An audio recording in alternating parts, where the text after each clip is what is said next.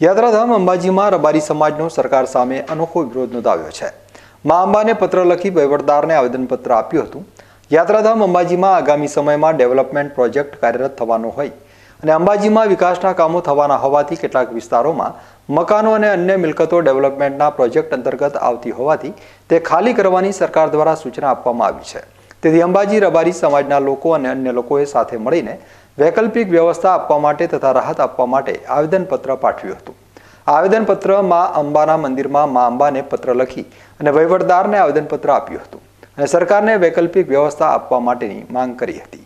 અંબાજીમાં રબારી વિસ્તારમાં આવેલા આપેશ્વર મહાદેવ મંદિરથી રેલી સ્વરૂપે રબારી સમાજના લોકો સાથે અન્ય લોકો પણ ભેગા થઈ અંબાજી મંદિર પહોંચ્યા હતા અને મંદિરમાં મા અંબાને પત્ર આપી અને વહીવટદારને આવેદનપત્ર આપ્યું હતું. ત્યારબાદ માના શિખરે ધજા ચડાવી તેમને કંઈક રાહત મળે તેવી માતાજી પાસે પ્રાર્થના કરી હતી.